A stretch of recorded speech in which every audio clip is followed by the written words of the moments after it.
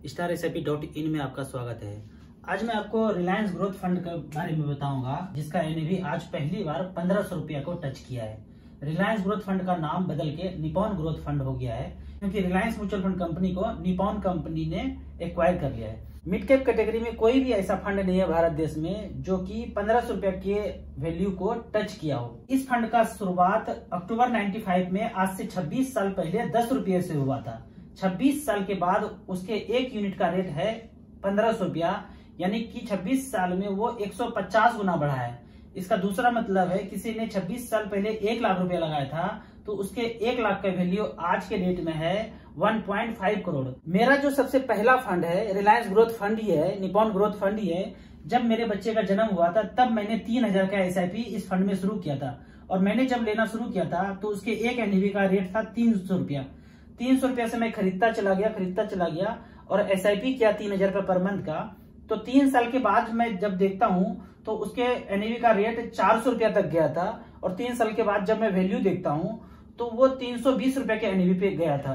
300 से बढ़ता गया, 400 तक हुआ, उसके बाद गिर के 320 पे आया। तो मेरे पैसे का वैल्यू लगभग 3 साल के बाद 1,05,000 का वैल्यू 95,000 रुपया था।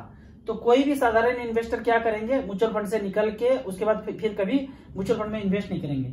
लेकिन मैंने पीछे ट्रैक किया कि ये 10 रुपया से शुरू हुआ था, होते होते वो 300 रुपया तक आया, फिर 400 तक गया, ठीक है, वहां 400 से गिर के फिर 320 पे आया, पर मैंने उसको रोका नहीं, SIP कंटिन्यू किया। तो आज 12 साल के बाद जब मैं अपने SIP का वैल्यू देखता हूं तो आज जब ये 1500 रुपया पे है तो टोटल मैंने इन्वेस्ट किया है SIP के थ्रू 7,50,000, और उसका आज वैल्यू है 16,50,000। इसका परसेंटेज मैं देखता हूं तो 15% का रिटर्न यहाँ पे जनरेट होके दिया है। इसी सेम समय में अक्टूबर 2095 में एक और फंड शुरू हुआ था, निपॉन विजन फंड। पहले इसका नाम रिलायंस विजन फंड था, इसका नाम बदल के अभी निपॉन विजन फंड हो गया।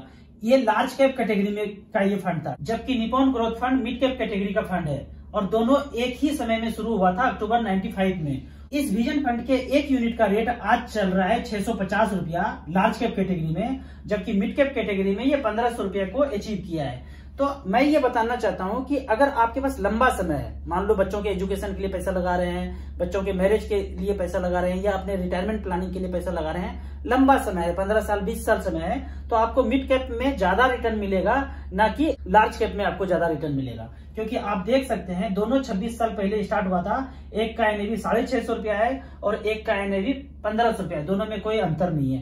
तो आपको लंबे समय में ज्यादा पैसा बनाना है, समय ज्यादा है, तो आपको हमेशा मिड कैप ही बेहतर रिटर्न देगा।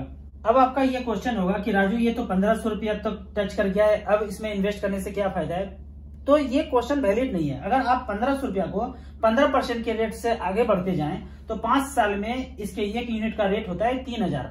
वो हमेशा 26 साल से लगभग एवरेज 15 से 16% का रिटर्न दिया है। आप 13, 14, 15 कैलकुलेट करते हैं तो 15% के रेट से 1500 का वैल्यू 5 साल के बाद होता है 3000। तो ये तो 15% के रेट से बढ़ते रहेंगे और वो उसका NAV का रेट बढ़ता रहेगा। आप इसको 3000 भी देखेंगे, इसको 5000 भी देखेंगे, इसको 10,000 भी देखेंगे।